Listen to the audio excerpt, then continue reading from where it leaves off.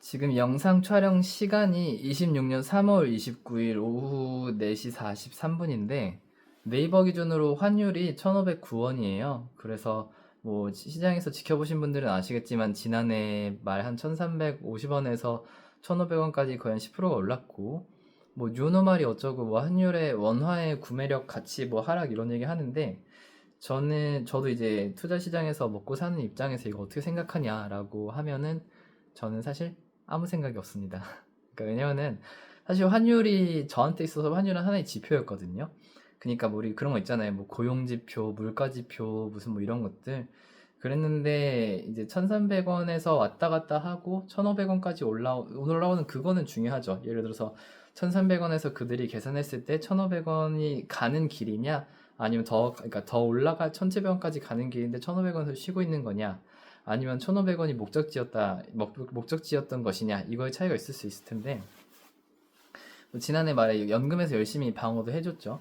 그래서 이게 만약에 1,500원에서 1,700원까지 올라갔다가 다시 내려온다 이러면은 좀 문제가 될 수 있어요. 이거의 원인이 무엇이냐 혹은 뭐 저는 1,500원에 사는 게 맞냐 1,700원에 파는 게 맞냐 아니면 조금 공격적으로는 1,500원에 이제 매도를 시작할 수도 있겠죠. 아무튼 근데 지금 1,500원 선에서 이렇게 좀 안정적인 흐름을 보인다고 하면은 더 이상 어떤 지표로서의 유의미한 그런 걸 보이지 않는다.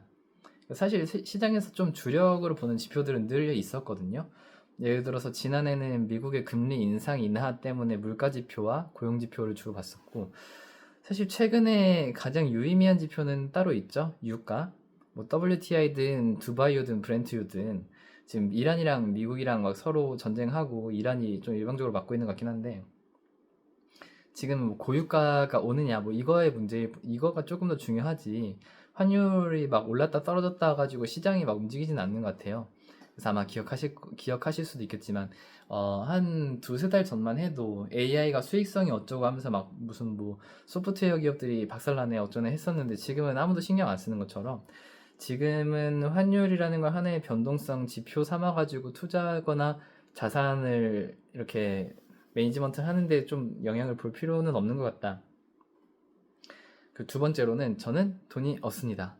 그러니까 뭐 삼성전자 막 매출 300조씩 내는 회사나 아니면 개인 자금이 막 100억씩 이렇게 막 500억씩 있으신 분들은 이런 분들은 환율이 아니어도 뭐가 되었든 원화의 구매력이 떨어지는 건 상당히 중요하죠. 예를 들어서 올해는 한국에서 뭐 강남에 아파트를 하나 강남의 아파트랑 뉴욕의 아파트 하나 살 수 있었는데 내년 됐을 때 강남의 아파트는 살 수 있어도 뉴욕의 아파트는 살 수 없다. 그러면은 우리는 그런 분들이라면 뭐 좀 자산을 이렇게 다시 리로케이션 해야겠죠. 리밸런싱 해야겠죠. 그런 분들이 왜냐면은 그 막 100억씩 있으면은 환율이 한 1,400원에서 1,500원에 7% 올랐다 쳤을 때 7억이 날라간 건데 뭐 세금 낸 것도 아니고 그냥 말 그대로 가치가 떨어진 건데 이런 분들은 신경을 써야겠죠. 근데 뭐 일단 저는 저도 굴리는 돈이 작진 않지만 그렇다고 막 엄청나게 크진 않거든요. 그래서 이 7%면은 사실 그냥 뭐 한번 단타 치다가 미끄러진 거 정도라고 생각을 하고 그렇게 막 패시브하게 들어오는 것도 뭐 이렇게 막 원화, 외환 이걸 관련이 없고 딱 이런 거예요. 뭐 내가 안 갖고 있는 아파트가 10억짜리가 20억이 되는 대신 내 성과급이 300만 원을 3천만 원 준다. vs 이 아파트 가격이 20억짜리가 10억으로 떨어지는 대신 내 성과급 3천만 원이 300만 원, 아니 30만 원 줄어든다. 그러면 당연히 우리는 사실 아파트는 뭐 그들 세상 이야기고 당연히 내 성과급을 더 많이 받는 것 쪽으로 해야 되잖아요. 혹은 그 아파트 뭐 관심도 없어요. 내 성과급이 얼마나 나오냐가 중요하지. 왜냐면은 그래야지 내가 이 회사를 계속 다닐지 아니면 회사를 옮길지 아니면은 뭐 이렇게 고민을 해볼 수 있는 거니까. 그래서 저는 다시 이제 원래 이야기를 돌아가면은 그 돈이 없는 사람 입장이라서 뭐 환율이 오르고 떨어지는 거 그냥 뭐 안타깝고 뭐 좀 위험할 것 같고 걱정은 되는데 지금 제가 그렇다고 할 수 있는 게 없습니다. 그리고 세 번째로는 이 환율이 올라간다고 제가 돈을 벌 수 있는 방법이 뚜렷하지가 않아요. 실제로 해보신 분들은 아실 텐데 뭐 원달러 환율 ETF, 뭐 달러 선물 ETF 아니면은 뭐가 있을까? 뭐 RP 매수를 하시는 분들도 있을 테고 뭐 국장에서 코덱스 레버리지를 사느냐, 미장에서 코르를 사느냐 이런 차이는 있을 수 있을 거예요. 근데 특히 이렇게 그게 좀 그러니까 세금이랑 수수료랑 그리고 우리도 정확한 고점이랑 정확한 저점을 잡지는 못하잖아요. 그래서 이거를 해보면은 실제로 돈을 못 벌 거예요. 이 환차익만으로. 오히려 이제 환율이 떨어졌으니까 주식을 싸게 샀다고 환율이 올라왔으니까 주식을 더 비싸게 팔았다. 이런 정도의 그냥 할인, 추가 할인 그냥 럭키 드로우 정도지.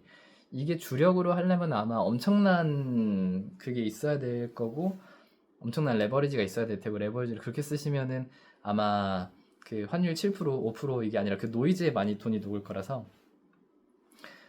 네, 그래서 환율이 올라가고 떨어지는 거여 가지고 1,300원에서 1,500원으로 된 거 가지고 돈을 실제로 벌 수는 없을 많이 막 그렇게 유의미하게 벌지는 못할 거예요. 그래서 이게 또 여기서 패러독스가 있는데 그래서 돈이 막 진짜 막 1,000억씩, 500억씩, 1,000억씩 있어요.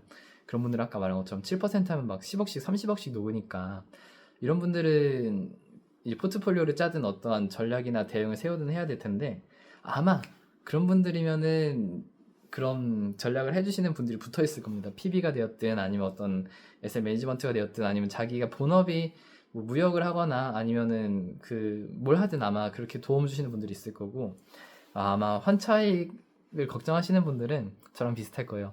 굴려봐야 뭐 작게는 1억, 크게는 10억 정도 되실 거라 그리고 이제 10억을 투자를 하시는 분들이시라면은 아까 말한 것처럼 다시 첫 번째 이야기로 돌아와서 지금 우리가 봐야 할 거는 환율이 아니라 유가 뭐 이런 거. 그래서 환율이 1,500원 간다고 제 투자 방식이나 전략이나 이런 게 크게 바뀔 것 같진 않고 오히려 저는 이제 그 제가 환율을 상승에 대비하는 방법으로 저는 대출을 이만큼 땡기고 있거든요. 그러니까 우리 막 그 트위터에서 그런 짤이 있었잖아요. 지금 짜장면 10,000원인데 어차피 내년 되면 12,000원이다. 먹는 게 남는 거다. 비슷한 느낌이랑 비슷한 느낌이고 원화의 가치가 쓰레기가 되고 있다면은 저는 지금 1,000만 원을 빌려서 쓰든 뭐 다시 굴리든 뭐 아니면 어떻게 좀 날려먹을 수도 있고 그게 내년에 1,000만 원 빌려서 굴리는 것보다 훨씬 더 이득이다 라는 생각이 있어서 뭐 워낙 쓰레기라면 워낙 그럼 빨리 더 쓰레기 되기 전에 빨리 갖다 써버려야지라는 생각으로 지금 부채를 키우고 있다. 요 정도가 제가 생각하는 그러니까 결론은 이거죠. 저는 돈도 없고 환율이 어떠한 변동성이나 시장에서 어떤 지표를 유의미하지 않고 그리고 돈을 실제로 벌 수도 없고 그래서 저는 환율 1,500원이 되든 뭐 다시 오히려 내려갈 때나 올라갈 때 다시 신경 쓰더라도 딱히 환율 1,500원에 대해서 어떠한 치명적인 뭐 되게 예리한 그렇게 분석이나 생각을 하고 있지는 않다. 오히려 저도 지금 전쟁이 나냐 마냐 트럼프가 트위터를 하냐 마냐 이게 중요한 거지. 아무튼 예, 저는 뭐 환율 별로 중요하지 않다 생각해요.